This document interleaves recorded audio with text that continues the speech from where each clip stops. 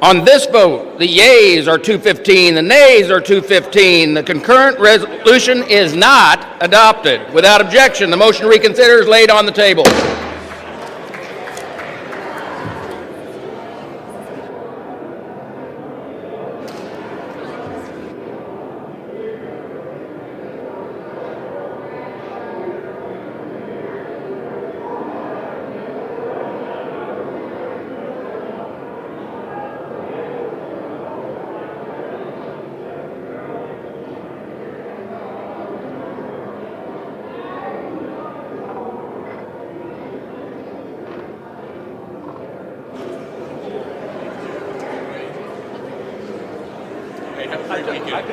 You did a really great job up there. Thank you. We've got to move this up a little bit. How are you? Nice to see you.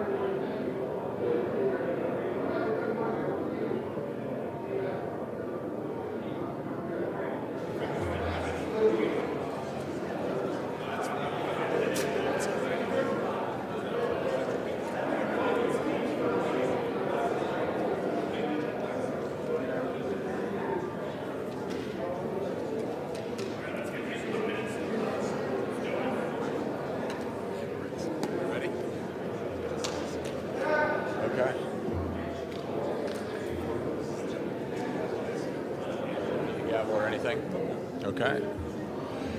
For what purpose does the gentleman from Arizona seek recognition? Mr. Speaker, I sent to the desk a resolution and asked for its immediate consideration. The clerk will report the title. House Resolution 1016, resolution directing the Clerk of the House of Representatives to make a correction in the engrossment of H.R. 7147. Is there objection to the consideration of the resolution? Without objection, the resolution is agreed to and the motion to reconsider is laid on the table. Okay. The chair lays before the House a communication. The Speaker's Rooms, Washington, D.C., January 22nd, 2026.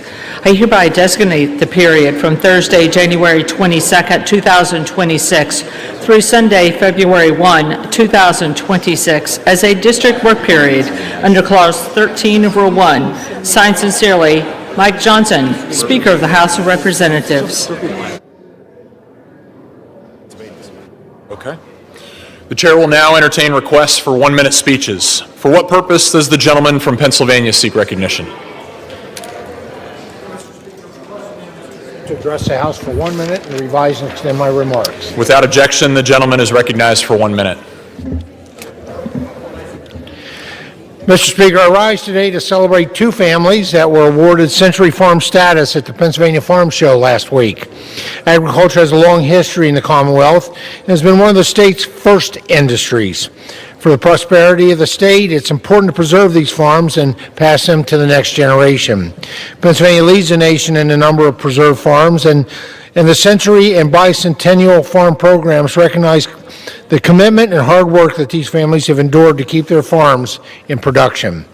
This year, two families from Pennsylvania's 15th Congressional District were presented with Century Farm status. Jeremiah Keck, a resident of DuBois family farm, dates back to 1860. Their farm and barn were built in 1931 and still used, and some historical photos of their farm are preserved in the Library of Congress. Their farm is one of 40 Century farms in Clearfield County. Scott and Cheryl Kenter from Smicksburg have farmed almost 100 acres of land since 1867. Indiana County has 56 Century farms. Mr. Speaker, I thank these families for their hard work and their dedication to the agriculture industry. Thank you, Mr. Speaker, and I yield back the balance of my time. For what purpose does the gentleman from California seek recognition? To address the body for 1 minute without objection. Without objection, the gentleman is recognized for 1 minute.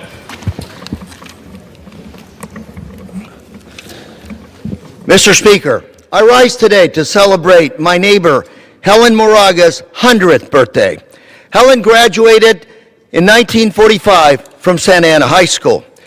After graduating, she played shortstop in an all-female professional baseball team in Orange County.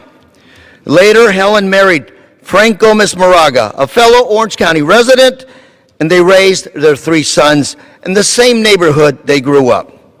Helen and Frank were married for 60 years and shared 12 grandchildren and 11 great-grandchildren. At 100 years young, Helen loves reading, gardening, and spending time with her friends and family. Helen, happy birthday. Go Saints. Thank you, Mr. Speaker, and I yield. For what purpose does the gentleman from Arizona seek recognition? Address the House for 1 minute, revising some of my remarks. Without objection, the gentleman is recognized for 1 minute. Thank you, Mr. Speaker. I rise today on the 43rd anniversary of the devastating Roe v. Wade Supreme Court decision. For nearly 50 years, Roe distorted our Constitution and did great harm to our nation. The decision was not rooted in the text of the Constitution. Instead, the court invented a constitutional right grounded in a vague, undefined concept of privacy that the court itself struggled to explain. Roe silenced voters, sidelined legislatures, and eroded respect for the judiciary by turning judges into policymakers. Worst of all, it cost millions of innocent lives. In overturning Roe, the Supreme Court rightly corrected a grave legal error and returned authority to the states where it belongs. That restoration of constitutional order was long overdue. And I also bid hello and welcome to my friends from the Center for Arizona Policy who are in the gallery tonight. Mr. Speaker, I yield back. For what purpose does the gentlewoman from Georgia seek recognition? Without objection, the gentlewoman is recognized for 1 minute. Thank you. Mr. Speaker, I rise today to recognize Ms. Terry Dennison as she retires from an outstanding career as the Georgia District Director of the Small Business Administration. Since 2002, Terry has been a steadfast advocate for small businesses and entrepreneurs, ensuring that they have the resources and guidance needed to grow and succeed. Terry's leadership was especially vital during times of economic uncertainty. Throughout the COVID-19 pandemic, she was instrumental in helping Georgia's small business navigate unprecedented challenges. Terry worked tirelessly to connect business owners with relief programs, which provided stability and hope in the midst of crisis. I offer my deepest gratitude to Terry for her devotion to Georgia's entrepreneurial community and celebrate her extraordinary accomplishments in service to this country. Through the years, she has always been willing to serve the people of Georgia, and I have enjoyed working with her through many events for small business stakeholders in my district. On behalf of my office, Georgia's 6th Congressional District, and the United States House of Representatives, congratulations and best wishes on your retirement, Terry. For what purpose does the gentleman from New York seek recognition? I ask unanimous consent to address the House for 1 minute and to revise and extend my remarks. Without objection, the gentleman is recognized for 1 minute. Mr. Speaker, I rise today to honor the life of Oliver Ali Jenkins, a proud Bronx native whose presence left a lasting mark on his family and community. Born and raised in the Bronx, Ali came from a close-knit, hardworking family whose small businesses were fixtures in their neighborhood. Those values stayed with him throughout his life. In 1971, Ali answered the call to serve our country, enlisting in the United States Army and serving honorably, including time stationed in Germany. Like too many veterans, he later carried the invisible wounds of service, facing PTSD with courage and the steadfast support of those who loved him. Ali was gentle, kind, and unforgettable, known for his laugh, his jokes, his love of karate and Bruce Lee, and for proudly representing the Bronx everywhere he went. He was a devoted father and grandfather, a loyal brother, uncle, and neighbor, and a familiar, beloved presence in our community. He leaves behind a family who cherished him deeply, especially his daughter Colby, and a legacy built in love, perseverance, and deep faith. May his memory be a blessing to all who knew him. I yield back. For what purpose does the gentlewoman from Ohio seek recognition? I request unanimous consent to address the House and to extend and revise my remarks. Without objection, the gentlewoman is recognized for 1 minute. Thank you, Mr. Speaker. Today, I rise to recognize the Remedy Church and its congregation as Ohio's 13th Congressional District's Champion of the Week. This past weekend marked a significant milestone as the Remedy Church celebrated 5 years of faithful service to God and community.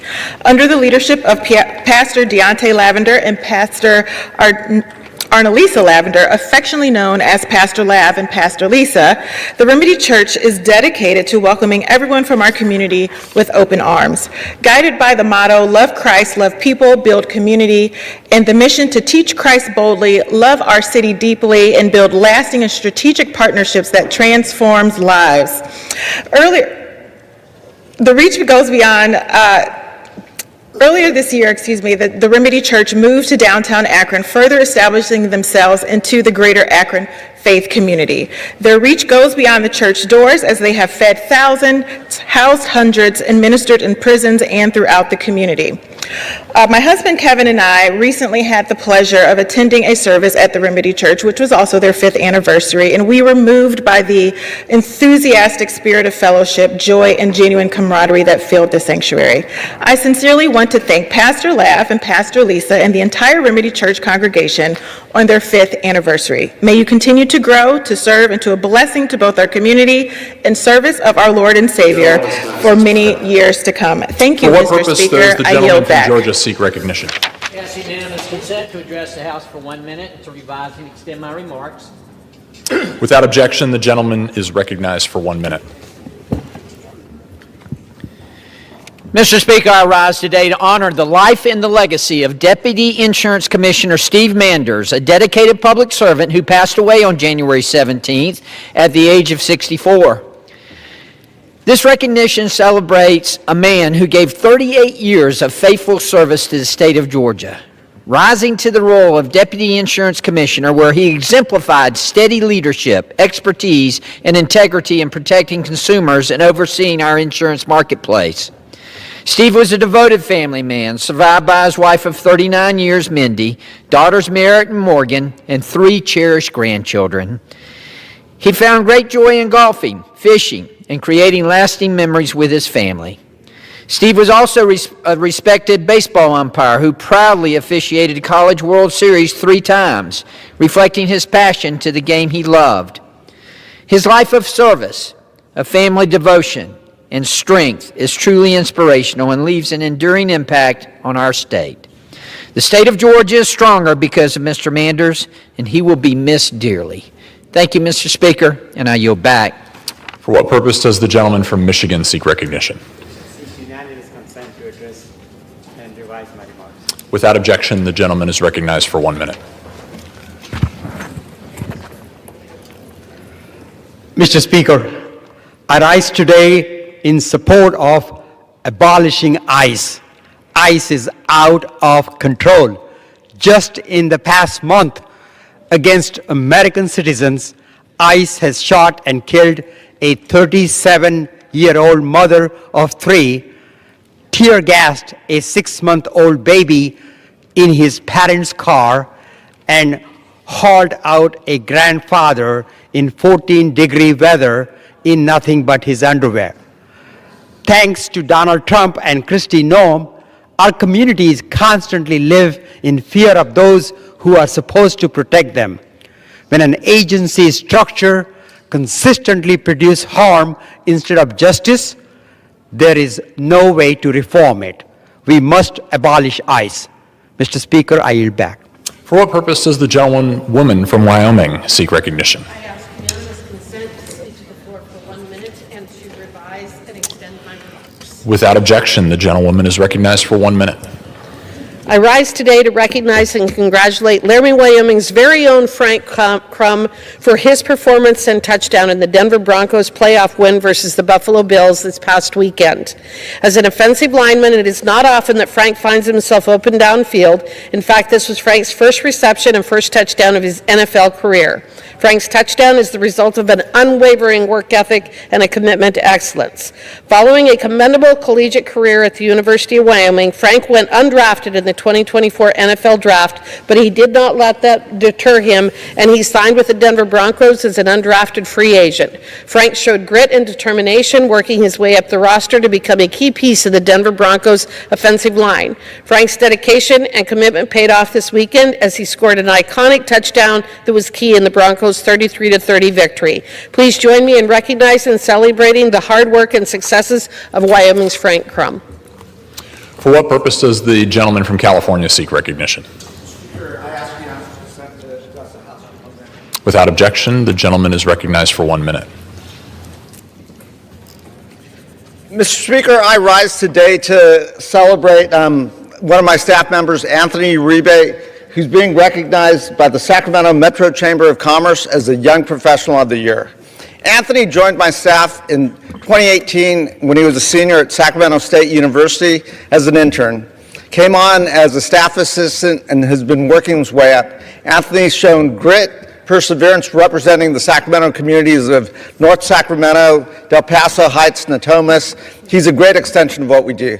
Anthony is innovative, and one of the best Anthony stories is, as a staff assistant, you got to pick the member of Congress up early in the morning sometimes, because I'm on the West Coast. That's a 4 a.m. pickup call. Well, one morning, he may have overslept his alarm clock there. So he got there and he said, "I'll get you to the airport, Mr. Congressman." For those in Sacramento County, he got me from Elk Grove to the airport in 10 minutes flat. So maybe there was a little bit of speeding there. Anyways, congratulations, Anthony. Congratulations. I wish I was there with you for the award ceremony, but well-deserved. Mr. Speaker, I yield back. For what purpose does the gentleman from California seek recognition? I seek unanimous consent to address the House for 1 minute and to revise and extend my remarks. Without objection, the gentleman is recognized for 1 minute. Mr. Speaker, a year ago, I introduced legislation to cut off all funding for California's high-speed rail project. And today, in an overwhelming bipartisan vote, the House passed this measure as part of an appropriations bill that will soon be signed into law. This is fantastic news for American taxpayers and for California taxpayers, as the high-speed rail project is the biggest public infrastructure failure in United States history. It was supposed to be done in 2020, and yet now in 2026, no track has been laid despite spending $18 billion. The estimated total cost has ballooned from $33 billion to $128 billion. And even the New York Times found that it's not on pace to be finished this century. With the success of this legislation, our federal tax dollars in California can go where they're needed when it comes to transportation, and that is to improve our failing roads, to alleviate traffic, and to actually improve the quality of life for Californians. I yield back. For what purpose does the gentleman from California seek recognition? To revise and extend my remarks. Without objection, the gentleman is recognized for 1 minute. Mr. Speaker, I rise today to honor the life of a friend and a pillar of Riverside, Roger Ransom, who died on December 28, 2025, at the age of 87. I knew Roger for many decades. He was smart, funny, and unfailingly insightful.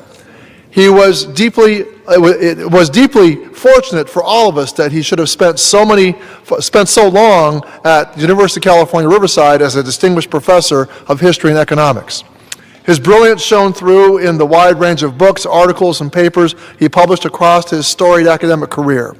And beyond his ability to write and to do research, he also showed a special ability to teach and mentor students. It is a testament to Roger that he never let his curiosity abate, writing his final book even in his final months of his life. My heart goes out to his extraordinary wife, Connie, and entire family, and all the innumerable lives he touched along the way. Rest easy, Roger. You've earned it. I thank you, and I yield back. For what purpose does the gentlewoman from Virginia seek recognition? Speaker, I rise to address the House floor for 1 minute to revise and extend my remarks. Without objection, the gentlewoman is recognized for 1 minute. Mr. Speaker, I rise today to recognize my bill, the Care for Military Kids Act, that was included in the appropriations package for 2026 that just passed the House. As a proud representative of Virginia's 2nd Congressional District, home to one of the largest active duty military populations in the United States, advocating for those who serve our country and their families is one of my top priorities. Unlike civilian families, military families often need to move every 2 to 3 years, not by choice, but by obligation. When relocated to another state, service members uproot their whole lives to answer the call to serve, and their families often sacrifice a great deal. For service members who have dependents with disabilities, the sacrifice can greatly impact their livelihood. Unfortunately, with every move, dependent children must re-enter entirely new state health systems with new Medicaid rules, new waiver programs, new provider networks, and long wait lists. The Care for Military Kids Act would ensure that any dependent of an active duty service member currently receiving long-term care services through a state-administered Medicaid plan will remain eligible should their family be stationed outside the state, ensuring our service members do not have to choose between serving their country and getting their children the critical care they need. I was grateful that this important piece of legislation was included in the appropriations package for 2026. Thank you, and I yield back. What purpose does the gentlewoman from Minnesota seek recognition? To revise and extend my remarks. Without objection, the gentlewoman is recognized for 1 minute. Mr. Speaker, I rise to express my horror at what we are witnessing in Minnesota. Kristi Noem's DHS has been working with no oversight and no accountability. The irresponsibility and recklessness is costing human lives. ICE is terrorizing our communities, indiscriminately racially profiling, using force against peaceful protesters, barging into people's homes without warrants, preventing doctors from treating their patients, blocking students from their classrooms, snatching children, elderly people, pregnant women, veterans, and active military, and American citizens from our streets. Republicans have been silent while this administration terrorizes people and communities and violates the rights and freedoms enshrined in our Constitution.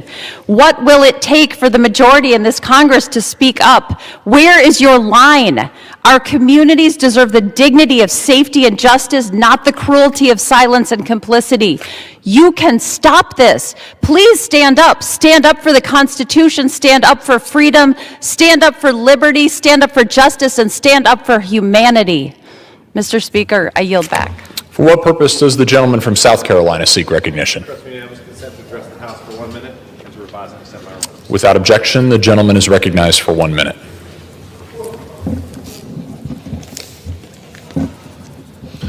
Mr. Speaker, in rather sad news, I rise today to honor the life and legacy of Dr. Eddie Floyd of Florence, South Carolina.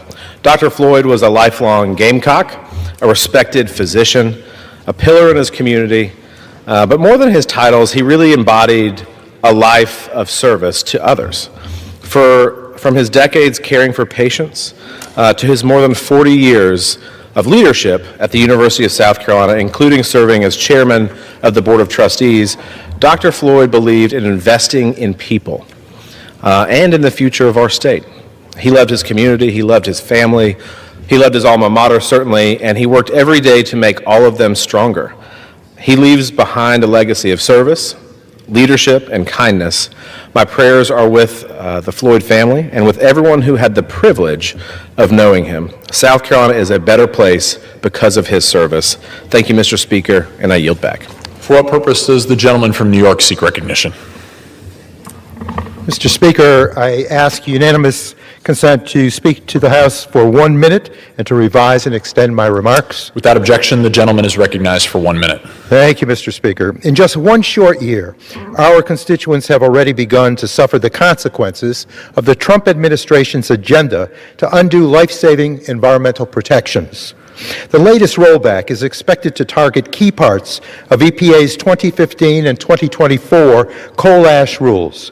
Coal ash, a byproduct of coal combustion by power plants, contains hazardous heavy metals that, if left unregulated, can pollute our land and our water. The effects of these toxins on the human body include increased risk of heart disease, cancer, and cardiovascular disease. Certainly, the protections like monitoring groundwater and lining legacy coal ash ponds to prevent contamination are common sense, but these requirements are at risk of being weakened. Delaying coal ash cleanup puts public health in danger, and make no mistake who those rollbacks are for: polluters who would rather poison groundwater than pay a little bit more to protect the public. We should be accelerating cleanup, not creating loopholes that allow toxic waste to sit leaking and unregulated for years to come. Mr. Speaker, I urge members to join me in speaking out against this attack on the rules protecting us from coal ash. And with that, I thank you and yield back. For what purpose does the gentleman from Virginia seek recognition? Mr. Speaker, I ask unanimous consent to address the House for 1 minute and to revise and extend my remarks. Without objection, the gentleman is recognized for 1 minute.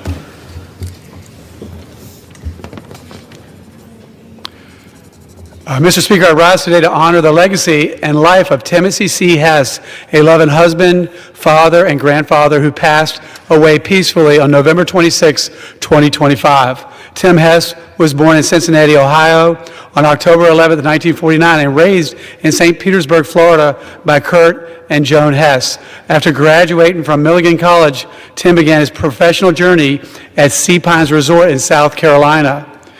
In 1975, he moved to Nelson County, where he played a pivotal role in opening a staple of Virginia's 5th Congressional District, Winter Green Resort. At Winter Green Resort, a location known by many Virginians, he met the love of his life and wife of 48 years, Lynn, and raised their 3 children, Greg, Lauren, and Paul. Over the next 5 decades, Tim became a respected agent, broker, development, and managing partner of the Wintergreen Real Estate Company. Tim Hess will be deeply missed, but he will be remembered for his legacy in Nelson County and the many lives he touched. Please join me in honoring his life of service, conservation, and kindness. And with that, I yield back. For what purpose does the gentlewoman from Minnesota seek recognition?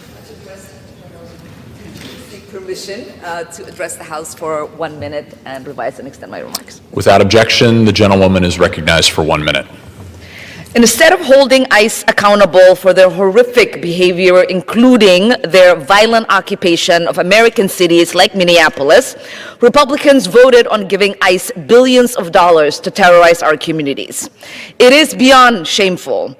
ICE operates with no meaningful oversight and continues to act with impunity, even as it carries out violent operations that have cost lives. I am sick and tired of seeing Republicans reward a rogue agency that inflicts harm on our communities.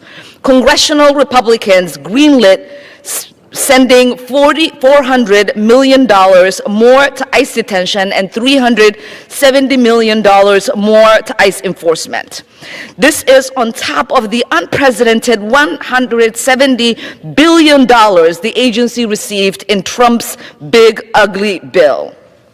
ICE has tormented our communities.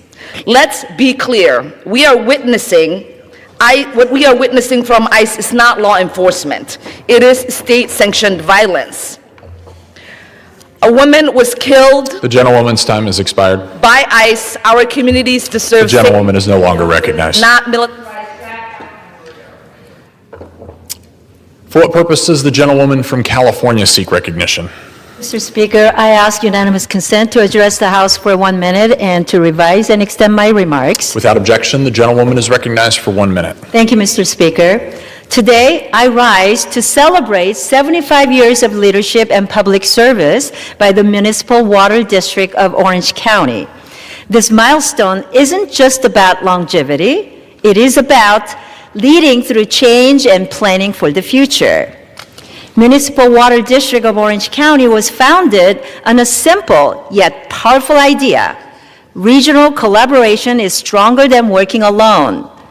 By uniting local agencies and securing access to imported water supplies, the district has helped lay the foundation for Orange County's economic growth, public health, and quality of life. 75 years later, Municipal Water District of Orange County remains a model of responsible governance and regional cooperation. And it is well prepared to meet the next 75 years with the same leadership and integrity that has built Orange County into what it is today. Congratulations on 75 years, and thank you for serving our community. Thank you, and I yield back. For what purpose does the gentleman from New Jersey seek recognition? Unanimous consent to address the House for 1 minute and to revise and extend my remarks. Without objection, the gentleman is recognized for 1 minute. Mr. Speaker, last week, a mother of three, a U.S. citizen, was killed in broad daylight. And you would think in that moment Republicans would find their voice to speak out against the cruelty of this administration. Her children were robbed of memories that make a life, and they won't have their mother there for them. And this week, ICE, DHS, took this 5-year-old boy, Liam Ramos, from his family, from his community. This is what Liam's teacher says about him. He's very friendly. He comes into class every day and he just brightens the room. His friends haven't asked about him yet, but I know that they'll catch on. And what they're going to catch on to, those 5-year-olds, the age of my daughter, is that this government, this administration, and House Republicans have failed the American people. They failed our communities. They failed to keep us safe in the name of something that the Trump administration has lied to the American people about. This is the face of the people that you are taking from our communities, from their families. It is unacceptable. And it's unacceptable that you have not found your voice to speak out against it. The gentleman's time has expired. Members are reminded to direct their comments to the chair. For what purpose does the gentleman from Illinois seek recognition? Mr. Speaker, I ask unanimous consent to address the House for 1 minute and to revise and extend my remarks. Without objection, the gentleman is recognized for 1 minute. Mr. Speaker, I rise today with gratitude, with pride, and with purpose to honor a son of Chicago, Mr. Derek Martell Rose, from the hard concrete of Inglewood to the shining floor of the United Center. His journey has been a testimony that greatness can rise from any zip code when faith meets discipline and talent meets sacrifice. When Mr. Derrick Rose became the youngest, most valuable player in NBA history, he did not just break a record, he broke a ceiling. He showed our children that brilliance can be humble, that power can be quiet, and that excellence does not require abandonment of one's roots. When injury knocked him down, Derrick Rose got back up, not bitter, not broken, but better, still believing, still becoming. Today, as his jersey is lifted to the rafters, we lift a lesson. You can stumble and still stand. You can fall and still fly. Derrick Rose is not just an MVP of basketball. Mr. Rose is an MVP of resilience, of hope, of our sweet home, Chicago. Mr. Speaker, I yield back. Under the Speaker's announced policy of January 3rd, 2025, the gentleman from New Jersey, Mr. Smith, is recognized for 60 minutes as the designee of the Majority Leader. Thank you, Mr. Speaker, and I really do appreciate it. I would like to just begin this, Roe versus Wade was overturned by the Dobbs decision, but it was January 22nd, 1973, when the U.S. Supreme Court infamously said that the unborn child has no worth, no standing in law whatsoever, and legalized abortion right up into the moment of birth.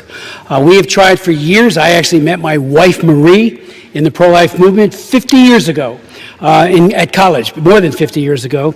And we do believe, like so many of my colleagues, that life is a gift to be protected and preserved, and birth is an event that happens to every one of us. It's not the beginning of life. To think that somehow the unborn child is throwaway and nothing but an entity that can be destroyed at will is very, very inhumane, and we need to speak out, as we are doing. I would point out to my colleagues, and I'll be very brief, then yield to my colleagues who are here, there are more than 2,700 pregnancy care centers throughout the United States working to help women choose life. Each and every one of them an oasis of love, compassion, empathy, respect, and care for mothers and their precious children.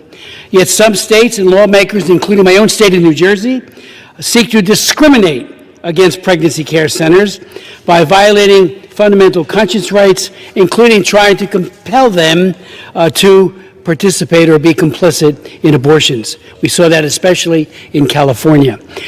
The Knights of Columbus has released a poll that found that 83% of Americans, including 79% of Democrats, support pregnancy resource centers. You wouldn't have known that watching the debate just a couple days ago on Michelle Fischbach's very, very important piece of legislation supporting Pregnant and Parenting Women and Families Act. It did pass, and I want to thank her for her extraordinary leadership and courage. And, we found during the Biden administration, he was actually working towards a rule that would have precluded any kind of TANF funding, food stamps and the like, to pregnancy care centers to administer and to provide that to their clients. That would have been so cruel to say that, no, you're dealing with this woman who is poor. They're not all poor that go there, but some are indigent, and they need help. And all of a sudden we find out that Biden wanted to say, you can't participate in this program. 6 states do, I'm happy to say, and they do provide TANF funding. And again, Michelle Fischbach's bill, and I have more to say during this, but I'd like to yield to her. She's in a Ways and Means Committee meeting now that's underway. But I want to thank her for that leadership. I can't tell you how important these pregnancy care centers are. I've been working with them for over 50 years. Louise Summerhill from Canada started the first group of them called Birthright, and they were there to say, look, we love you, we will help you.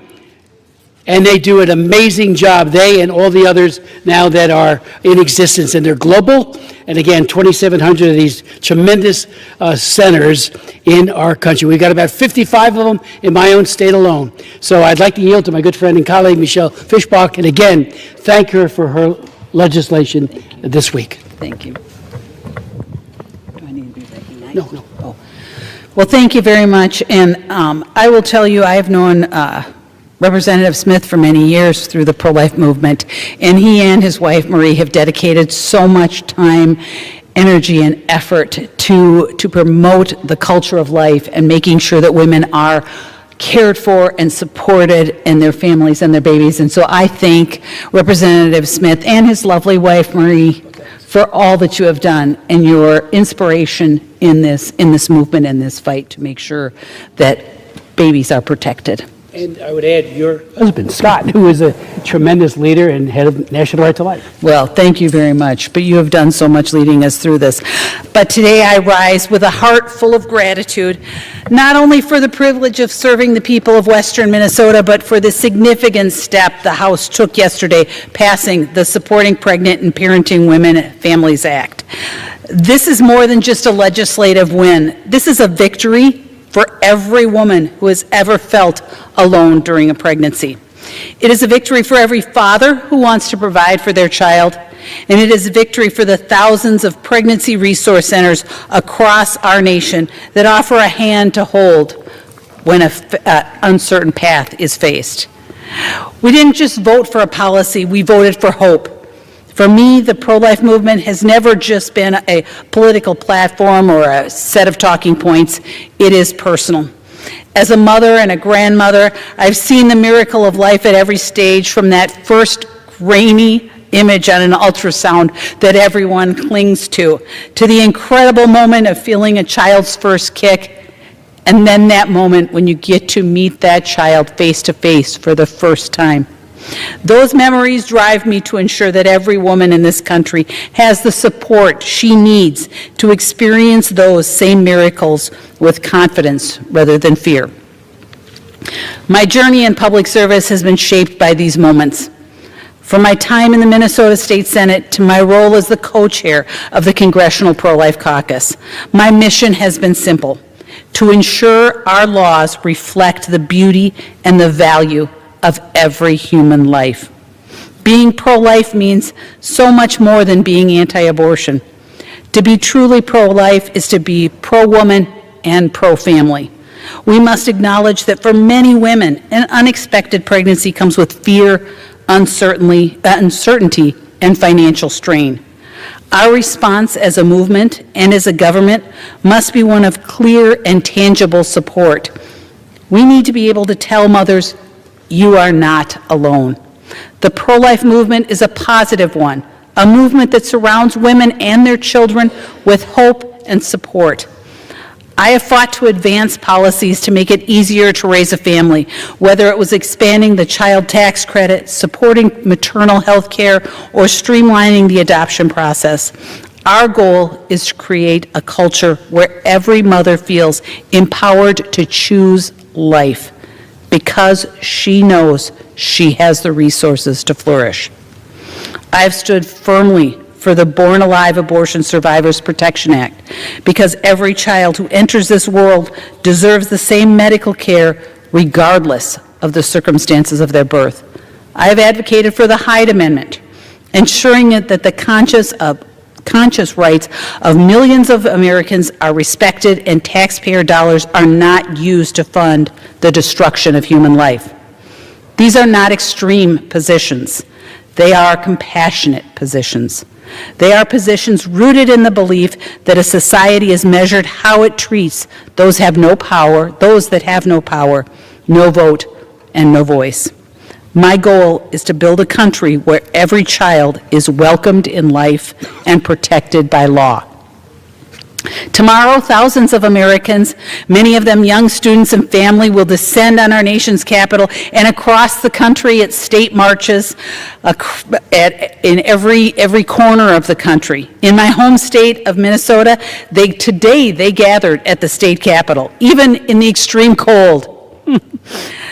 They will march determined to build a culture of life, a culture that supports a father who wants to be present, a mother who is finishing her education, a child who is waiting to take their first breath. The pro-life movement is often characterized by what they're against. But with the passage of the Supporting Pregnant and Parenting Women and Families Act, we have shown what we are for. We are for the mother, we are for the baby, we are for the family. As the marchers arrive in Washington tonight and tomorrow morning, let them know that their voices have been heard in these halls. Let them know that we will not stop working until our laws reflect the beautiful truth that every life is a gift from God. I am proud of the work we have done, and I am even more hopeful for the work we will do tomorrow and into the future. I yield back. I thank the gentlelady from Minnesota for her very eloquent remarks. And, you know, as former president of the Minnesota Senate, where she was a great leader there, it is so thank you for your work on all of these issues, but especially this week on getting that important bill passed. I'd like to now recognize Mary Miller from Illinois 15, who's a great voice and has great strength on behalf of the family and the unborn child, and has a number of bills that she's authored dealing with the life issue. And Mary, the floor is yours. Thank you so much. 53 years ago, the tragedy of Roe v. Wade was decided. 65 million innocent lives are not here. It's hard to even calculate the loss that this has been. God created them, God had purpose for their lives, and God meant to bless the world through them. Perhaps they were teachers who could have nurtured the next generation, doctors who could have cured cancer, lawyers who could have defended the defenseless, musicians who could have written the next great symphony. Thankfully, on June 24, 2022, the Supreme Court overturned Roe, returning the issue of abortion to Congress and the states. Since Dobbs, 17 states have acted to protect life from the moment of conception. Still, there's so much work to be done. An equal number of states now allow abortion through all 9 months of pregnancy, including my home state of Illinois. Last year, this body took a significant step forward by defunding Planned Parenthood in the Working Families Tax Cut, resulting in 50 of their clinics closing. And by the way, Planned Parenthood is not pro-choice, they are pro-abortion. If they were pro-choice, they would want women to make informed choices, which is why I want to pass legislation requiring an ultrasound to be done and a waiting period before a woman has an abortion. The greatest privilege of my life is to be a mother of 7, grandma of 23, and soon to be a great-grandma. That includes being a grandma to 2 children with Down syndrome, one born to us and one adopted. Every time I meet young couples, I encourage them to have one more. Psalm 127 reminds us that children are a heritage from the Lord. Thank you to Congressman Smith for your leadership in defending the most vulnerable. I look forward to working with you and our colleagues to secure more pro-life victories. Thank you, and I yield back. Thank you, Mary Miller, for your great leadership. Your voice is always there, and thank you so much. We do now have Bob Under, who's co-chair of the Congressional Pro-Life Caucus. He also is the author of laws when he was in the legislature in Missouri, and he is a doctor and really gets it, and also has another degree in law, so he's the package. He does it all. Thank you, Bob. I yield to you. Thank you, Chairman Smith. For decades under your leadership, the House Pro-Life Caucus has worked as a strong coalition for life, and I'm grateful to serve along with you as a caucus co-chairman.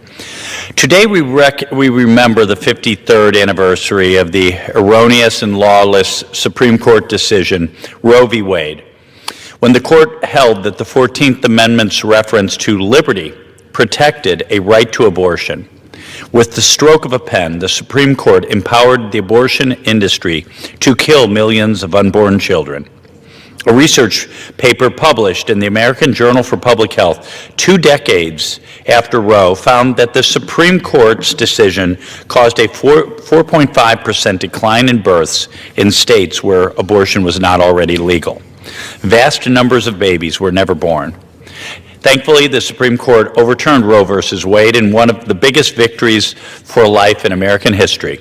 Dobbs v. Jackson rightfully upheld that the Constitution does not confer a right to abortion, returning the authority to regulate abortion to the American people and to their elected representatives.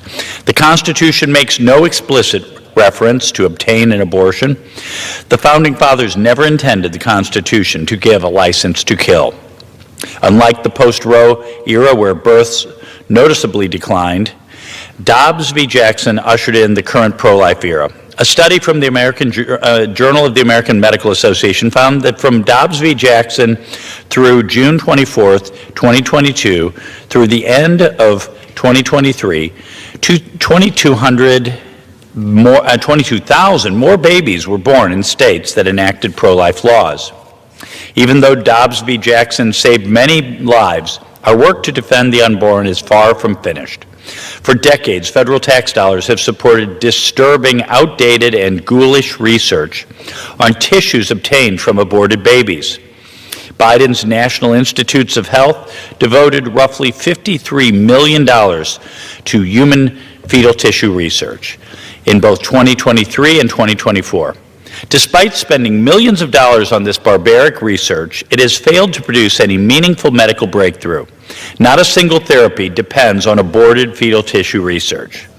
At the same time, proven ethical alternatives exist. Life-saving treatments such as insulin for diabetes and Herceptin for cancer were developed without fetal tissue research. Umbilical cord blood is used to successfully treat thousands of patients with blood disorders, and adult stem cell therapies have benefited over 1 million people worldwide, addressing cancers, blood diseases, and autoimmune diseases. There is no justification for continuing to fund research using aborted fetal tissue. That is why I introduced the Protecting Life and Integrity in Research Act, which blocks all federal funding of research using human fetal tissue obtained from an induced abortion. Earlier this year, I met with NIH Director Jay Bhattacharya to discuss this, and he agreed that it is high time to end aborted fetal tissue research at the NIH. That is why I'm happy to say today that the NIH announced that they will no longer support research with human fetal tissue. This is a huge victory, and I want to thank Dr. Bhattacharya for his work righting the ship at the NIH. Now it's time for Congress to finish the job by passing the Protecting Life and Integrity in Research Act to make this change permanent. Finally, I want to applaud the thousands of pro-life champions who will be attending tomorrow's March for Life here in Washington, D.C. Your courage and advocacy are vital to advancing the cause of life. The fight for human dignity is a worthy cause. Never give up fighting for unborn children who cannot fight for themselves. Scripture tells us that God has a plan for every human life before it comes into existence on earth. In Jeremiah chapter 1, verse 5, God tells the prophet Jeremiah, "Before I formed you in the womb, I knew you. Before you were born, I dedicated you." We also read in the book of St. Luke, Elizabeth's baby leapt in the womb upon hearing Mary's greeting. That baby that leapt for joy in Elizabeth's womb was none other than John the Baptist, who prepared the way for the Lord and baptized him in the River Jordan. Please continue to keep your elected officials in your prayers as we strive to promote a culture of life.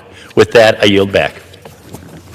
Bob, thank you so very much for your leadership. I'd like to now recognize Harriet Hageman from Wyoming, and just point out for the record that she's got 34 years as a litigator, admitted to the practice in several states, including the United States Supreme Court, and a distinguished member of the Judiciary Committee. Thank you. Thank you. Thank you for the honor of being able to speak this evening. I rise today as we mark with sadness the anniversary of the Roe v. Wade decision, a ruling that for decades removed the most basic and fundamental right we hold, the right to life itself. I stand here unwavering in my conviction that every human life is a sacred gift and deserves our protection. Life begins at conception, and it is our solemn duty as lawmakers to defend those who cannot speak for themselves. We should never tire of advocating for the most vulnerable among us, and we must continue striving for a culture that cherishes life at every stage. Since the Supreme Court returned authority over this issue to the states with the Dobbs decision, millions of Americans have exercised their democratic voice, but our work is not done. We must keep pushing for laws that protect life, support families, and uphold the values that make America a beacon of freedom and justice. May we rededicate ourselves to defending the unborn and promoting a society where every life has dignity and every voice is heard. Thank you, and I yield back. Thank you very much. I'd like to now recognize Congressman Andrew Clyde from Georgia. He's a combat veteran and served for 28 years, a member of the Appropriations Committee, and just has been, again, outspoken and very effective over these years on defending the unborn. Thank you, Congressman Smith, for holding tonight's special order. It's so very important. 53 years ago, the U.S. Supreme Court issued one of the most horrendous and devastating rulings in its nearly 237-year-old history. On this solemn anniversary, we pause to remember the unborn babies who had their lives unjustly stolen under the evils of the Roe v. Wade decision. This treacherous ruling paved the way for the murder of more than 63 million unborn children. These precious souls were denied their first and most fundamental right, the right to life. Our Declaration of Independence rightly proclaims that we are endowed by our Creator with certain unalienable rights, that among these are life, liberty, and the pursuit of happiness. And that to secure these rights, governments are instituted among men. That's right. The responsibility of government is to secure these rights, to preserve the right to life. Our God-given right to life should be universally recognized as a blessing, not flagrantly disregarded in an attempt to justify the murder of innocent unborn children. While our nation will never know the friends, the colleagues, and the leaders lost to the evils of abortion, it is our solemn obligation to honor and mourn these unborn lives. That's why both this Congress and last Congress have proudly led a resolution to recognize today, January 22nd, as the Day of Tears. In addition to the somber recognition, may we also give thanks to God Almighty for His gracious blessings of the victorious Dobbs decision, which effectively overturned Roe v. Wade. Dobbs marks an incredible historic victory in the fight to protect the unborn, yet we must remain ever vigilant, using every tool at our disposal to uphold and defend the sanctity of human life, Tomorrow, I will be participating in the March for Life right here in Washington, D.C. As an unapologetic pro-life conservative, I am proud to be part of this fight because every life is invaluable, worthy, and made in the perfect image of God. Thank you, and I yield back. Thank you so very much, Andrew. I'd like to now recognize Glenn Grothman, who has 4 committee assignments: Budget, Judiciary, Education, Workforce, Oversight, and Government Reform. I don't know where he finds the time, but I do thank him for his great leadership on pro-life. Well, thank you very much. This is a weekend chosen to be the week that Roe v. Wade went into effect in 1973, that we mourn the deaths of the millions of Americans whose lives were cut short by abortion. It's particularly sad that recently the abortion rate in this country has been going up. That is a stain on our country, and quite frankly, a stain on the churches who are failing to educate our young people on the importance of keeping every life going. It's interesting, in Wisconsin, abortion was illegal from around 1850 until Roe v. Wade went into effect. At that time, there were no ultrasounds. Medical care was a fraction of what it is today. But despite the fact that medical care was worse than it is today, everybody knew that abortion was horrific, ultrasound or not. And I don't believe there was a strong effort made until Roe v. Wade to legalize abortion in the state of Wisconsin until the Supreme Court did it. We have to ask ourselves as a people, what has happened? What has happened to young Americans? And right now, to be honest, politically, to run pro-life in the state of Wisconsin, or at least in many states around the country, is a negative. When I first got involved in public life, I think the majority of people are broadly considered pro-life. Now the opposite is true. Why is that? Who do we blame for the fact that acceptance of abortion has gone up over the last 9 or 10 years? I'm going to suggest the churches, and I think they have to be more vocal and do a better job of educating people about this issue. Like I said, in today's world with ultrasounds, in today's world with such great medical care that it would be virtually impossible to have serious consequences after having an abortion, it should be easier than ever to make people pro-life. Unfortunately, that is not so. So what I will do today is I will challenge the churches, anybody out there listening, members of a church, the laity, the priests, the ministers, to do what you can to educate the childbearing women in your church or childbearing age of the horrors of abortion and the importance for everybody to do what they can to prevent these precious lives from being cut short. Thank you. Thank you, Glenn. Appreciate it. I'd like to now yield to Robert Adderholt, distinguished chairman of the Labor HHS Appropriations Subcommittee. He's also the chair of the House Values Action Team. Robert? Thank you. Thank you, Mr. Speaker. It's great to have a chance to address the House on this anniversary of the Supreme Court's decision and to recognize the tragedy that took place in 1973. Of course, the Dobbs decision, as we know, rightly returned this issue to the American people and their elected representatives. And our work continues to make sure that the lives of the unborn are protected both on the state and on the federal level. And I want to just say thank you to Chris Smith and the chairs of the Pro-Life Caucus for their continued work on the pro-life issue.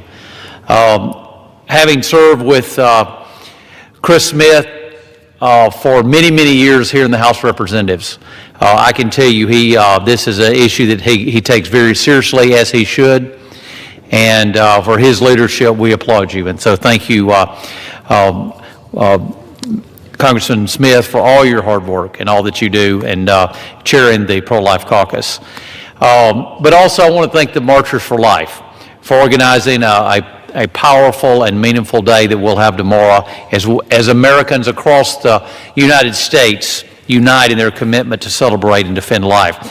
Here in Congress, it is one of my greatest honors to be a voice on Capitol Hill for the most vulnerable among us, our unborn children.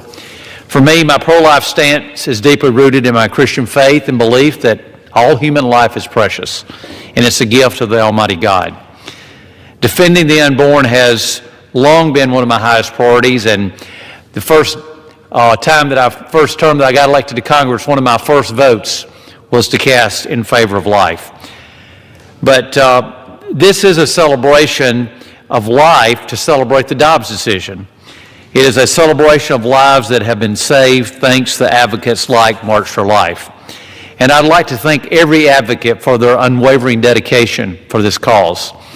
I look forward to continuing our work together until every child is guaranteed our most fundamental right, and that is the right to life. As I've said before, no argument made by the other side can triumph this one undeniable fact, and that's abortion stops the beating heart. May God bless you, and may God bless the unborn in this country and around the world. I yield back. Thank you. Robert, I do want to thank you, especially as chairman of the Labor HHS bill. You have worked so hard to preserve the Hyde Amendment and all the other important pro-life amendments that have to be renewed every single year. You have been a force.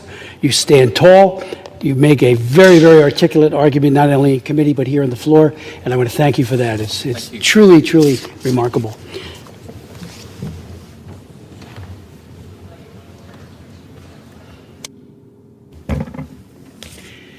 Mr. Speaker, I just want to conclude my comments today, first by noting how grateful I am to the members of this House who speak out with compassion and boldly in defense of the unborn and equally of their mothers.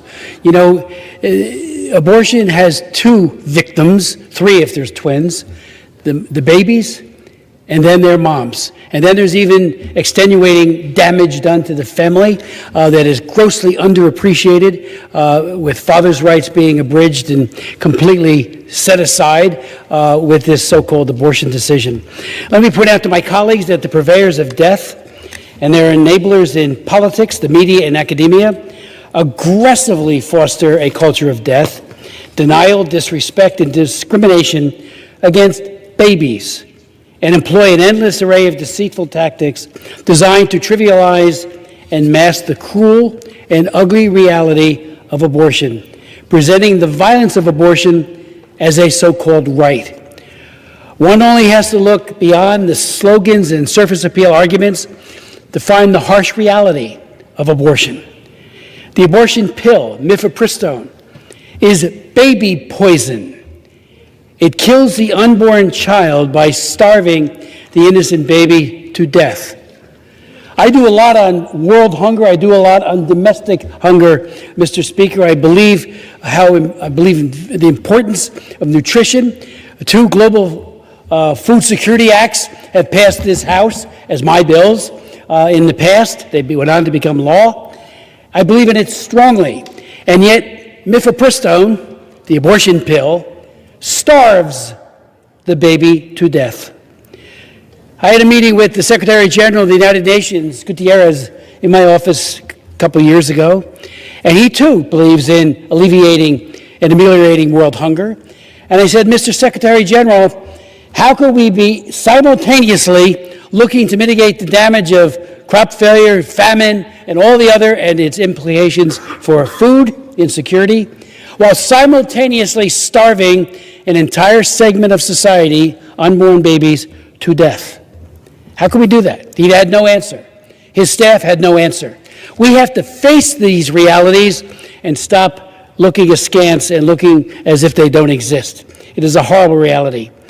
Let me also point out to my colleagues that the abortion pill, about 60% of all the abortions now are procured through mifepristone in the United States. it is very dangerous to women.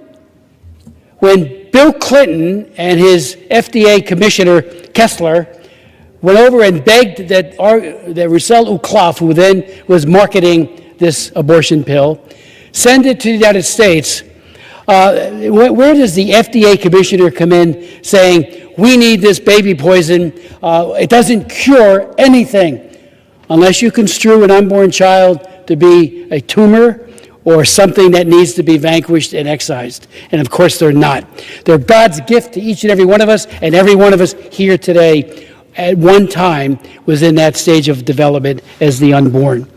But what we've now found out, which is what we've known for years, and that is, based on the most recent study by a group, the Ethics and Public Policy Center, and is the largest study ever done, ever. Nothing even comes close.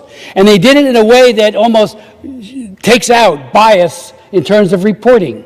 And they found, and again, this is the biggest study we've ever seen, that more than 1 in 10 patients experience a serious adverse event from the abortion pill.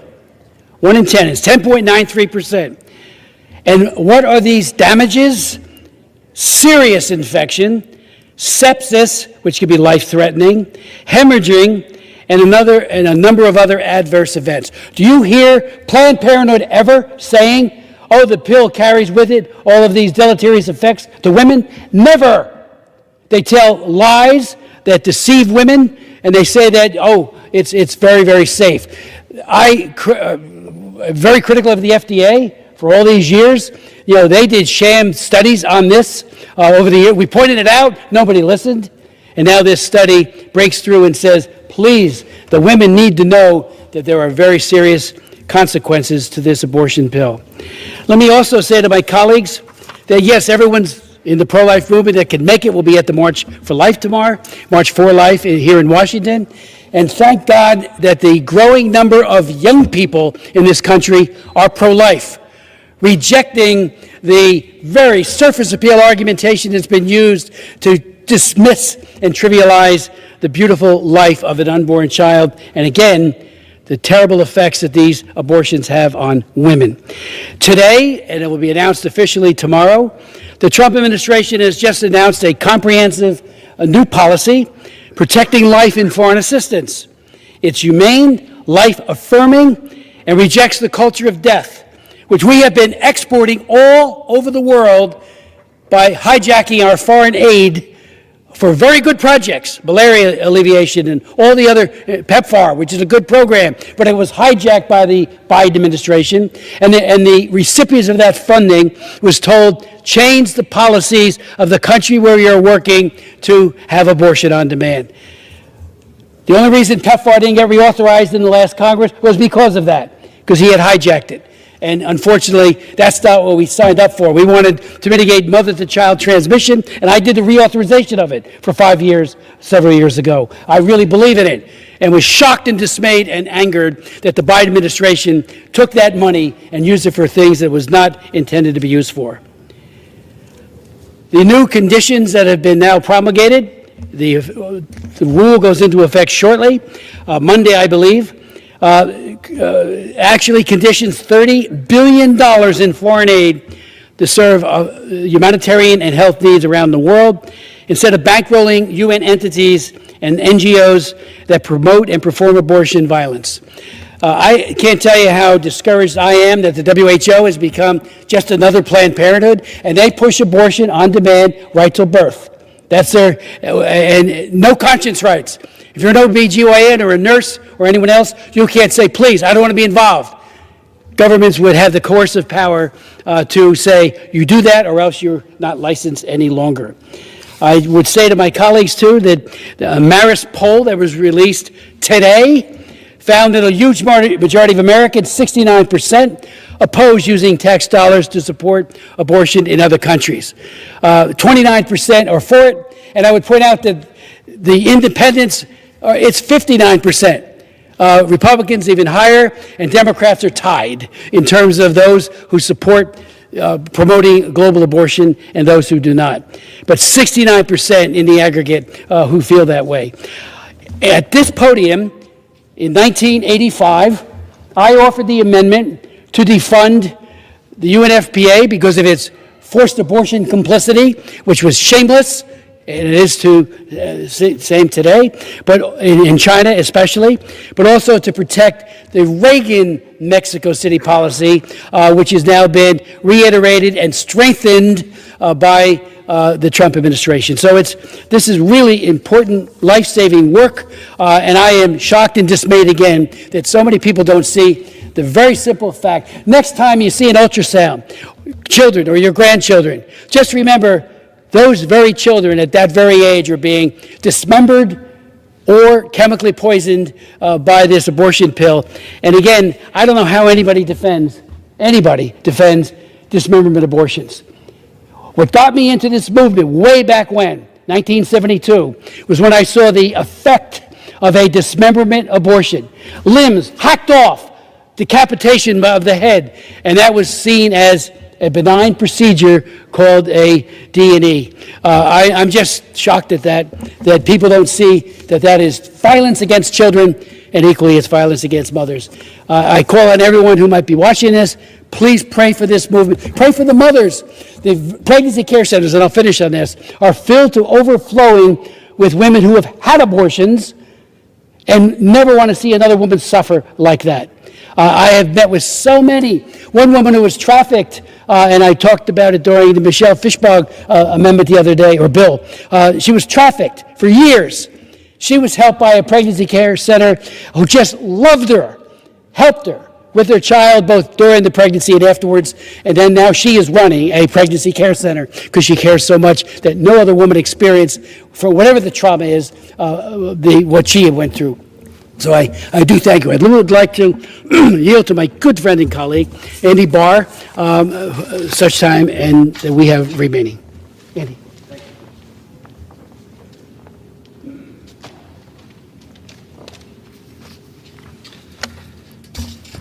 Well, first of all, I want to thank my friend, the leader of the Pro-Life Caucus, for his long-standing leadership and commitment to this virtuous cause, and you have made a difference, my friend. You have made an amazing difference. Perseverance is what defines this movement, and we are so grateful for your leadership in this country and for this important cause. So thank you.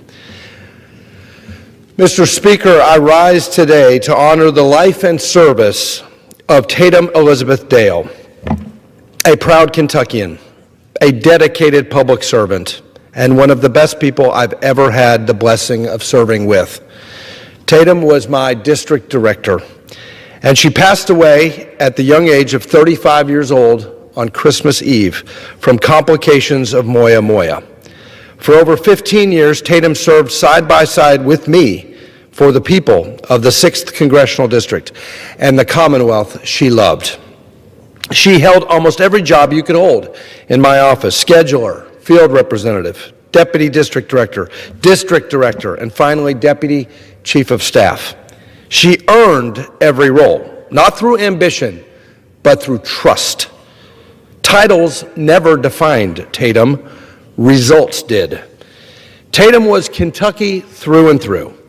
She grew up on a farm outside of Murray, where she learned the values that would guide her entire life: hard work, humility, faith, loyalty, service to others, the cause of life. Those values shaped everything she did. She knew our district better than anyone else. She knew the communities, the leaders, the families, and the history. She remembered names, conversations, and details others would forget. Constituents didn't see her as a staffer or my district director. They saw her as an advocate who listened, followed through, and fought for them. She was Tatum. She wasn't the congressman's chief of staff. She was Tatum. Tatum had a special devotion to Eastern Kentucky. She knew the hollers and the highways, the county judges and the community leaders, and the unique challenges facing those communities. She made sure that they were never overlooked. One of the best examples of that commitment came in Menifee County, where she loved the people, she loved the community, and she took on the U.S. Forest Service over the proposed removal of the safety buoys at Cave Run Lake. Tatum single-handedly organized, advocated, and ultimately won, protecting tourism, safety, and local economic development. When the county newspaper ran a front-page story about this victory, she proudly displayed it in her office throughout the rest of her career. She also poured herself into addiction recovery efforts, helping establish the 6th District Addiction Recovery Working Group and securing millions of dollars in federal grants for Narcan distribution, counseling, recovery services, and transitional housing. Her work saved lives. She was a fierce advocate for our veterans and helped set up and work for our veterans in casework with the Veterans Coalition. Beyond government, Tatum lived her faith. Through her church, she participated in mission trips to Haiti, where she served children living in deep poverty. She loved them. She prayed for them. She gave them hope. Service for Tatum was not confined to a job description. She made a difference wherever she went. Inside our office, Tatum was the heartbeat of our team. Her leadership philosophy was simple: last to eat, first to fight. She mentored young staff, protected her colleagues, and demanded excellence, always with kindness. She showed up early, stayed late, and never asked anyone to do anything she wouldn't do herself. She was also my most trusted advisor. She knew when to challenge me, she did, and she knew when to steady me. She made me a better congressman and made our team better public servants. Kentucky lost a daughter who honored her home in everything she did. We also, in our office, lost a leader. Our communities lost a fierce advocate, and all of us lost a friend. But her legacy lives on, in the lives she helped, in the problems she solved, and the example she set for what public service should be. Tatum Dale served others every single day of her life. She loved people. That's why she did it. And she did her work beautifully. We will honor her best by carrying forward the standard she set. Rest well, dear Tatum. You are missed, you are remembered, and you will never be forgotten. I yield back. Andy. Mr. Speaker, I yield back the balance of our time. Okay. Under the Speaker's announced policy of January 3rd, 2025, the Chair recognizes the gentlewoman from Ohio, Ms. Kaptur, for 30 minutes. Thank you, Mr. Speaker, very much, and I'm glad we can be together here this evening. Please allow me to begin by applauding President Volodymyr Zelensky of Ukraine on his exceptional and historic remarks in Davos, Switzerland earlier today. I have an astoundingly unapologetic plea by a new world leader whose remarks resounded across our globe as he championed the cause of liberty in our modern era, despite his own nation being bordered by tyranny on almost all sides, rooted in Russia and all of its repressed client states. He raised his valiant voice strong and clear before the free world's leaders. They all know today's spider web of tyranny is spinning and stretching its ugly net from Russia to Brazil, India, North Korea, South Africa, seeking a global necklace of repression and domination. Yet at Davos today stood the unvanquished, courageous leader of the poorest and most embattled nation in Europe. On behalf of his valorous people, he delivered his eloquent plea. Bravo, President Volodymyr Zelensky. You single-handedly challenged the science of the global order. Your firm supplication and urgent request for liberty were extraordinary, rising far above global niceties. You delivered the raw choice, as our own nation's founders did, liberty or tyranny. Your clear invitation for these leaders to choose forward hangs in the balance. And your plea is historic, passionate, soulful, inspiring not just world leaders, but people everywhere as they weigh recalibrating the dial for liberty. It is your voice that history will remember, rising to energize our world forward from inside the grim, fierce cauldron of struggle that is Ukraine. For any freedom lover to miss your message would be a tragedy. For if your words, coupled with the ongoing martyrdom of your people, do not give rise to crescendos of applause and recommitment, then will liberty cede its worth to dictators, charlatans, plunderers, and fools? Your call is to bold leadership from a new generation of freedom lovers. Let us all rise to answer that call. Freedom means never surrender. Bravo, Ukraine. Bravo, President Volodymyr Zelensky. You inspired freedom lovers across our globe. Thank you, Mr. Speaker.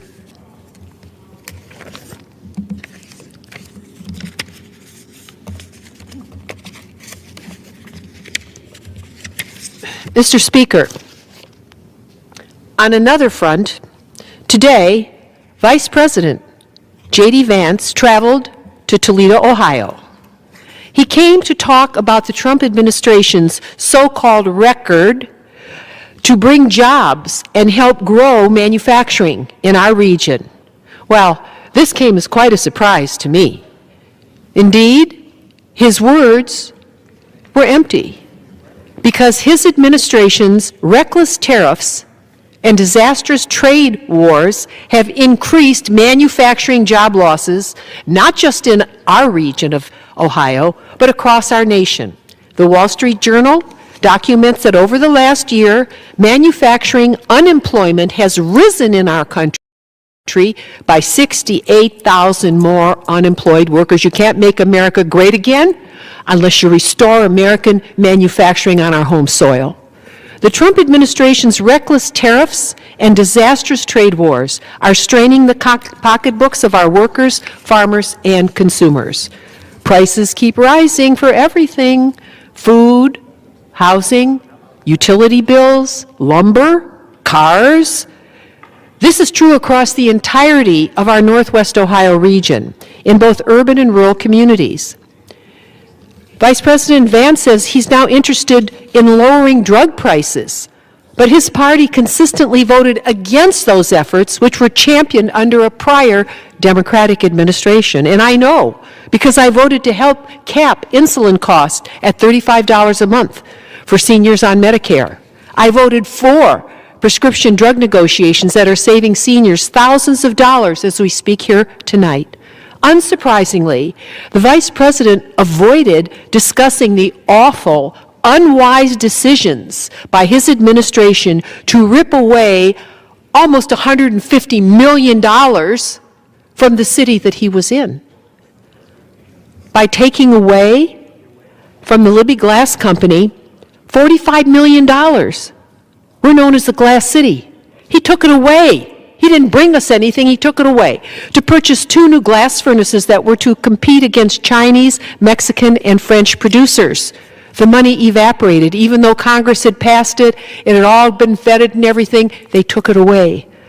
That hurts a manufacturing company, which is a lodestar company in our community. Then his administration canceled, are you ready for this? $57 million more for another manufacturing company, Owens, Illinois, which competes globally.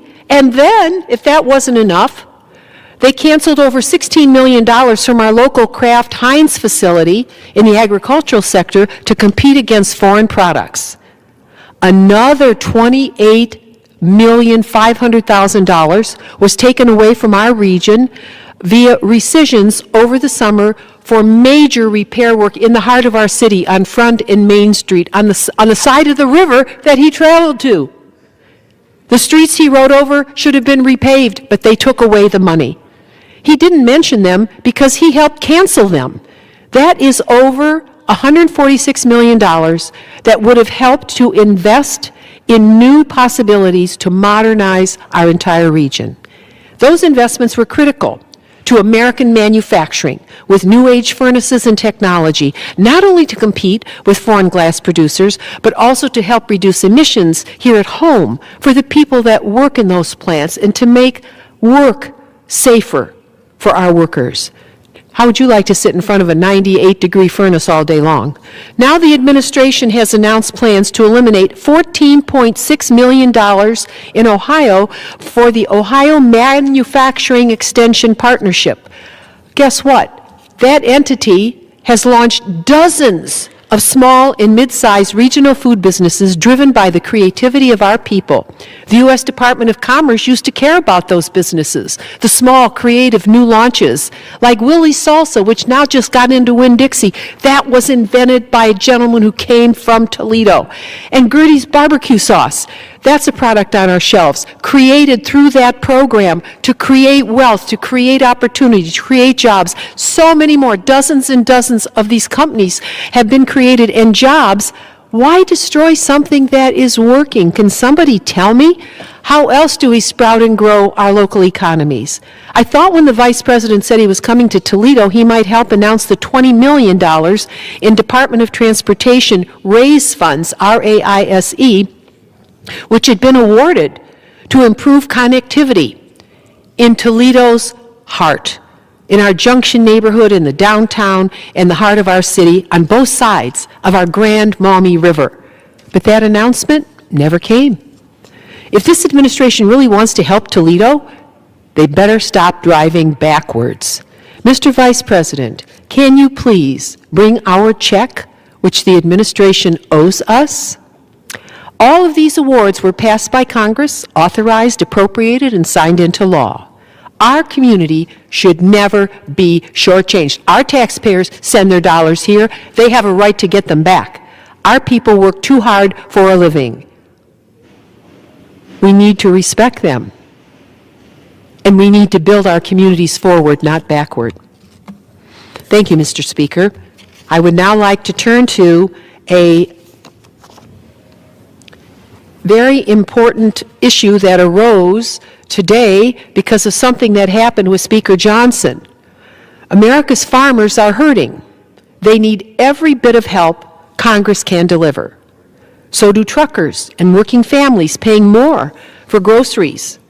And at the pump, just to haul goods, get to work, and move around their communities, prices are going up, not just in America's heartland, but across our great country. Republican leadership today had a chance to authorize year-round E15, a common-sense blend of ethanol and gasoline. But guess what? They walked away from it again. Instead, and I can tell you this, for the farmers I represent, half their income comes from raising grains that go into fuels. Without that market, they wouldn't exist. This is serious business for agricultural America. And instead today, Speaker Johnson has set up another delay, a council set to report back within another month on next steps. Next steps on what? We want to make E15 year-round. That's not too complicated. That may sound like progress with another task force. We don't really need it. Farmers want E15 year-round. They can't keep punting our farmers upfield. The time to act is now. The solution is within their hands. Why did they delay? Let's hope this process the Speaker's now set up for another month or 6 weeks is not just another fig leaf for more delay. Year-round E15 sales protect our small refineries too. Can Congress achieve this so-called compromise? Ohio farmers and refiners are already hurting. So let's stand up for biofuels and for our farmers. Surely the hardworking farmers across all of the counties I represent would benefit. What America makes and grows America. With quotes, let me just say to the Speaker, please shake a leg. Thank you. And I would like to move on now to remember someone that was an extraordinary American. It is my great privilege, Mr. Speaker, to offer deepest gratitude on behalf of Ohioans and Americans as we recognize the life of an honored and indefatigable public servant in the truest sense. Stephen D. Fote was born in Rapid City, South Dakota on June 2nd, 1954, and passed recently at 71 years young. He passed from this life after a truly valiant final fight on January 10th, 2026, in Nebo, North Carolina, surrounded by his beloved family. Steve was a precious and trusted friend and brilliant advisor and public servant, incorruptible, compassionate, acerbic, and funny, all at the same time, and with a twinkle in his eye, you can just see it, and hearty laugh to tie it all with a bow. One colleague described him as the most intelligent, frustrating, hardest working, disorganized, nicest person I ever had the pleasure and honor to work with. Steve Fote truly loved his country and the democratic process. He was always both an ardent participant and learned scholar of democracy. He floated in books. Steve was a lifelong student, earning degrees in literature, history, business administration, and law. He never stopped learning. He loved baseball. Do not get in his way when there's a baseball around, and basketball as well, and was at one time, in quotes, the beloved Little League coach of Salina, Ohio. Always reading, always learning. He could call up any fact. He conversed with a depth of knowledge which at times was actually astounding. Steve Fote began his professional career as a newspaper reporter. He paid attention to details, and he followed that pursuit with decades in public service, first with the state of Ohio, and then with the United States Congress. He served under then Secretary of State Sherrod Brown in Columbus, our capital, and would later serve in his office for a decade here in this House. It was during that time that, alongside myself, Sherrod and others, that Steve helped lead the consequential fight against NAFTA on this very floor, the North American Free Trade Agreement, which was anything but free to America's workers and farmers. We all knew the harm it would do to the region we call home. It was a worthy and a passionate fight then. We have proven to be right many times over since. When we go to the hollowed-out cities and towns of our country, I just feel so honored that he was a part of that great struggle for America's people. Following his service with Sherrod Brown, Steve would join our office, where he became a trusted advisor, serving as our legislative director for 5 years, and then transitioning to communications director for nearly a decade. Even in retirement, he continued in public service at the local level for the city of Toledo. He even ran for Congress in a long-shot bid to succeed the retiring Republican Speaker of the House, John Boehner. Though he came up short, Steve believed that everyone deserved a choice and that no one should receive a rubber-stamped, gerrymandered seat in Congress without having to work for it. He always fought the good fight. His favorite music was Aaron Copland's Fanfare for the Common Man. Steve loved this land and worked to preserve its future.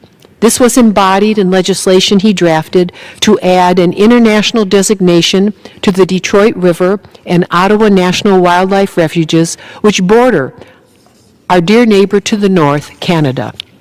He was an avid proponent for countless species and preserving unspoiled lands. Steve helped us to cement our region as the home of the biggest week in American birding, which today attracts birders from around the globe. To the last, he was an active participant in the American experiment.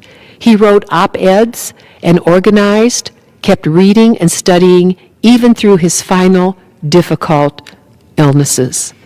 Steve Fote's life is beautifully summed up by his nephew, and I quote, "Steve was many things to many people and had a knack for somehow being everywhere all at once.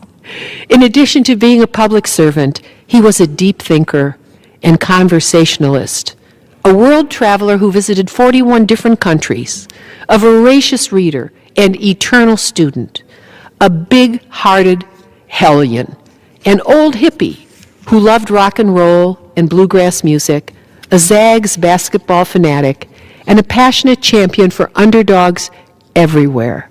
But most of all, until the very end, Steve was an outspoken believer in the decency and value of common people, the collective public good, and the principles of democracy, diversity, and equality.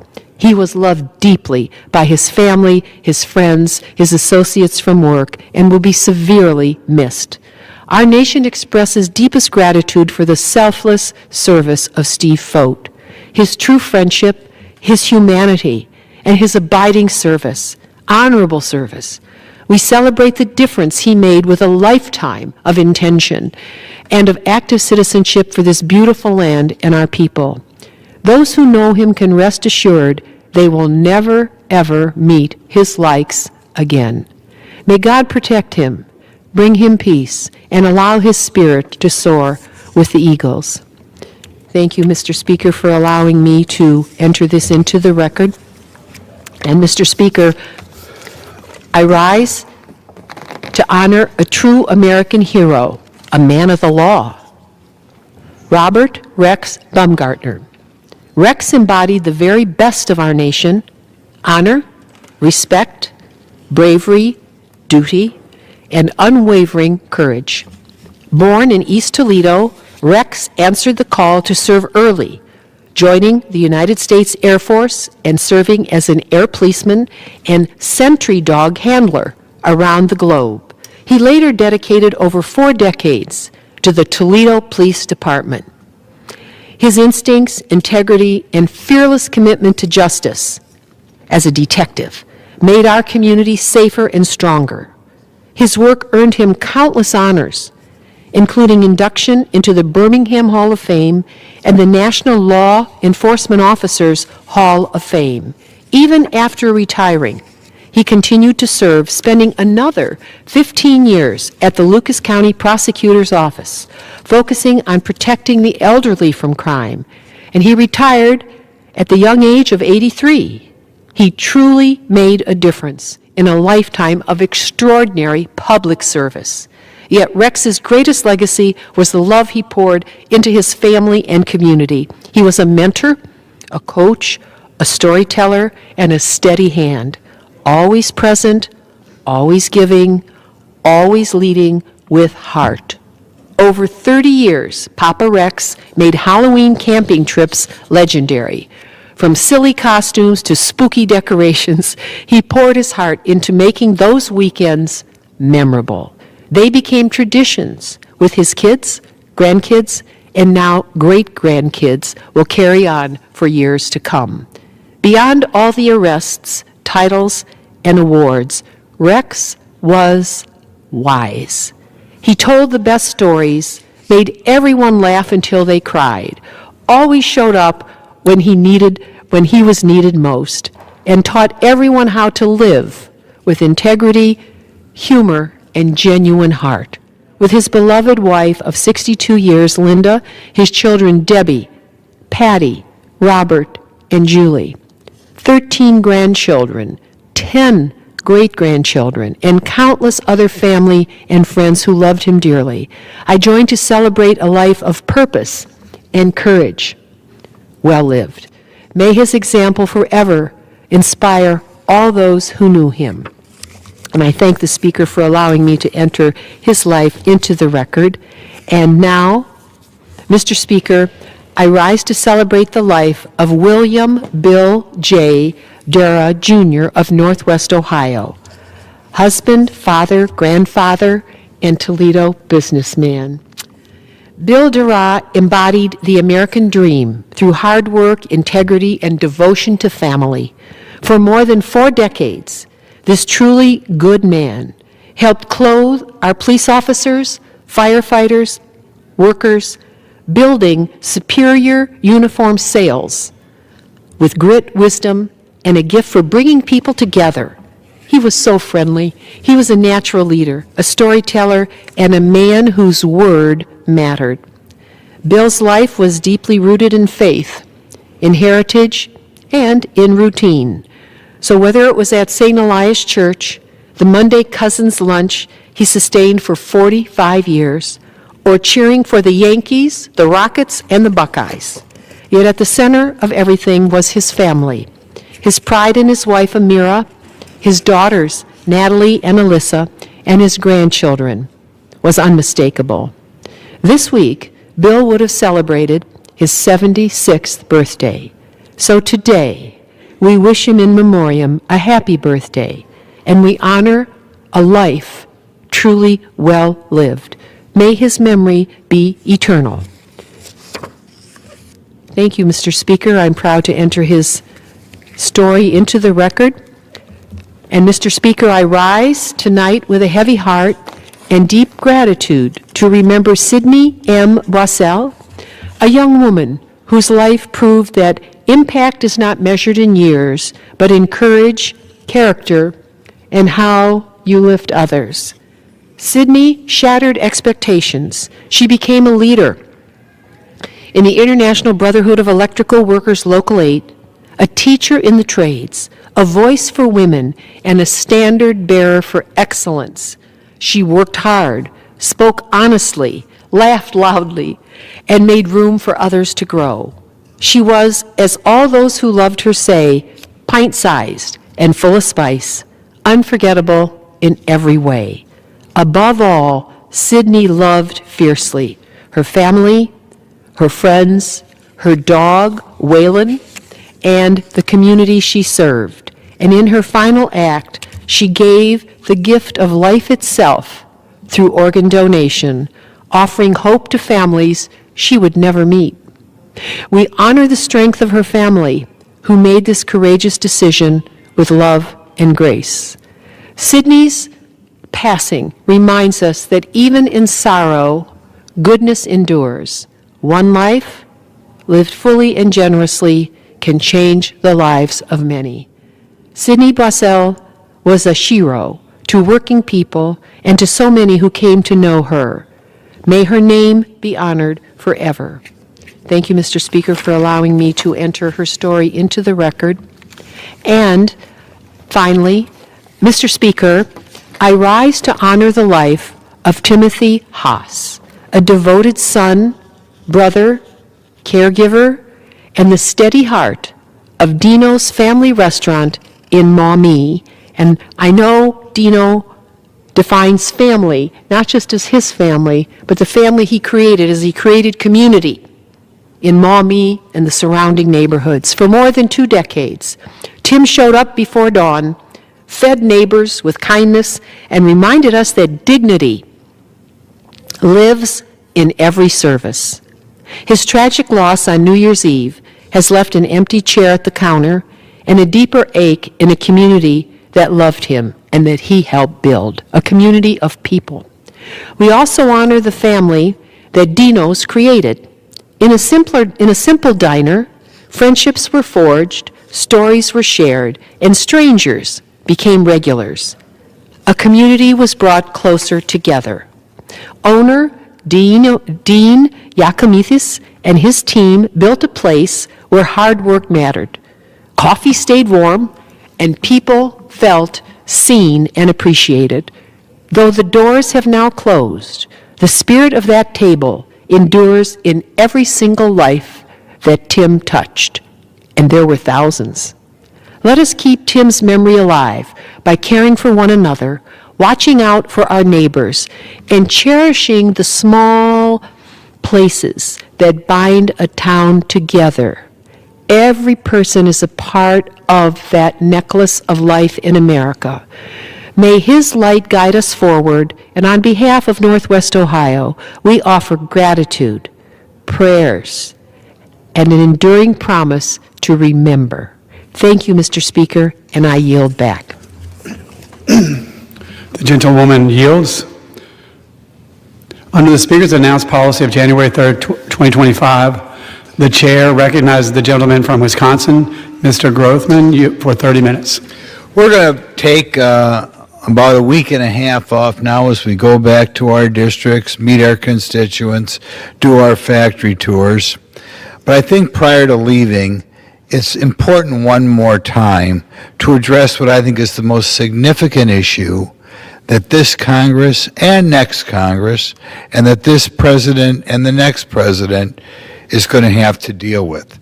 Because how we address this issue will determine whether America fundamentally changes or not.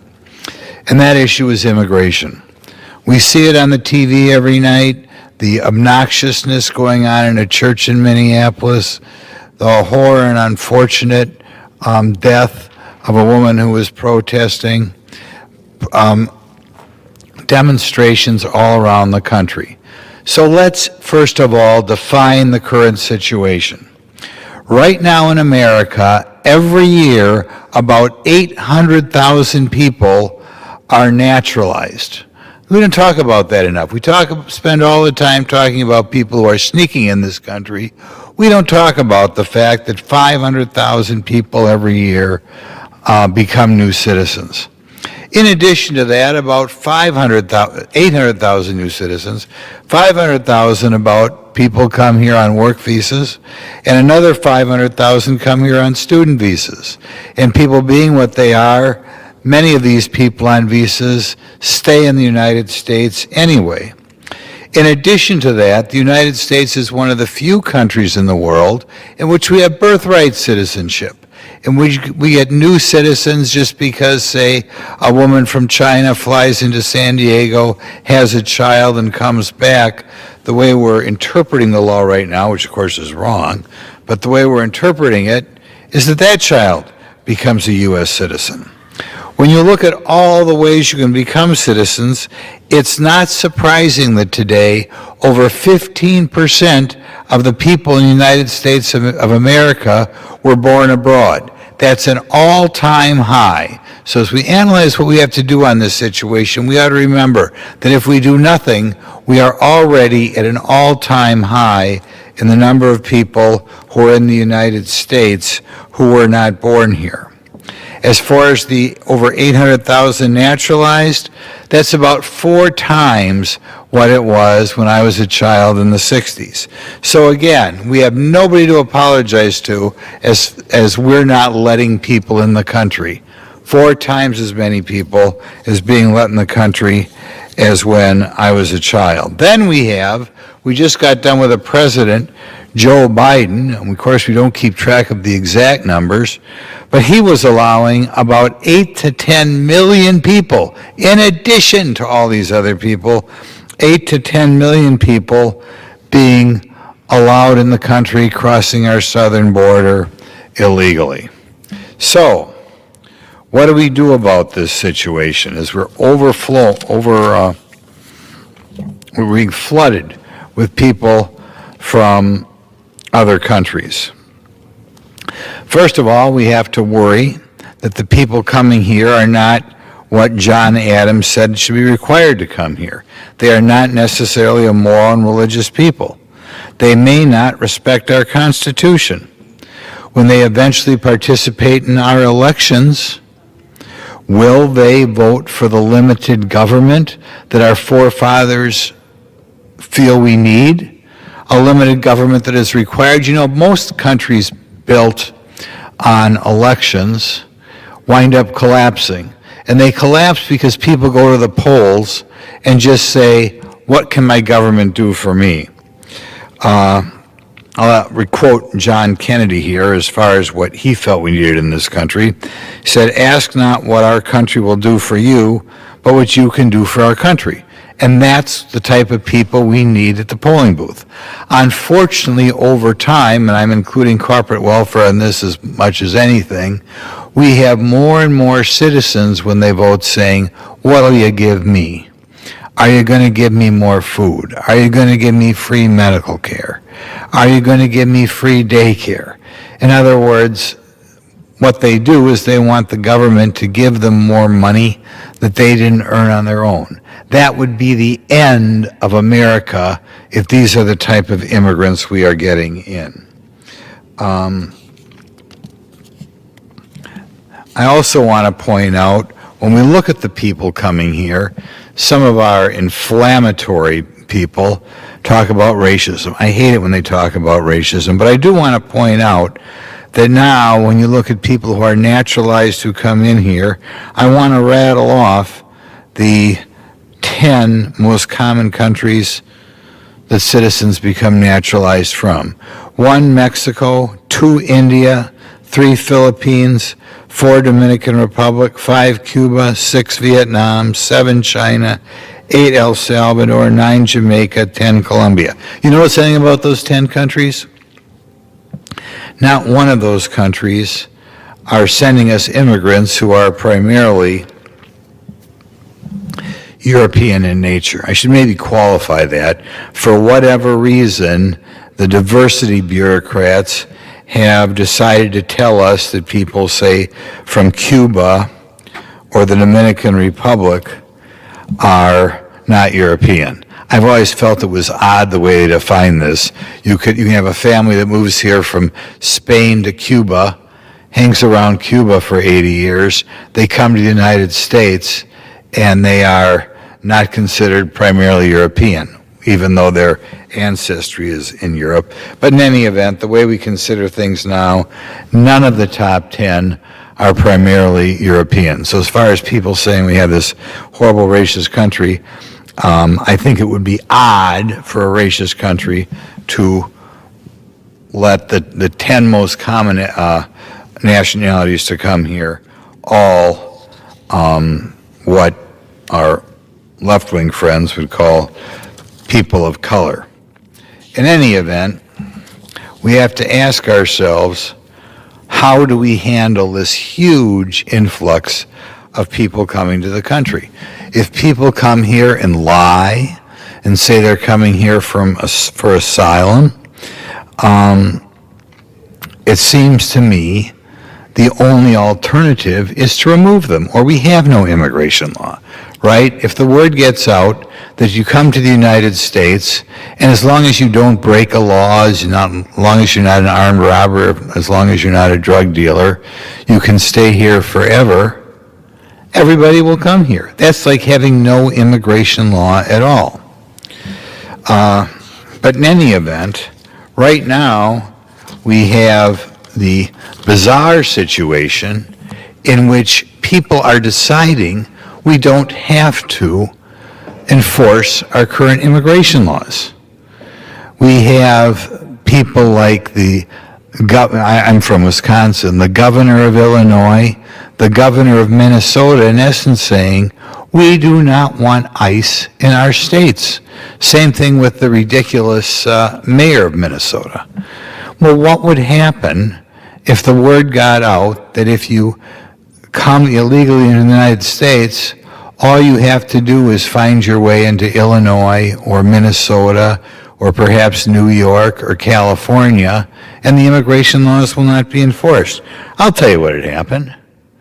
What had happened is, in a given period of time, I think we would find ourselves, I'm sure it would be easy, to find 100 million Chinese who would come here, 100 million people from India could come here, 100 million people from Africa would come here.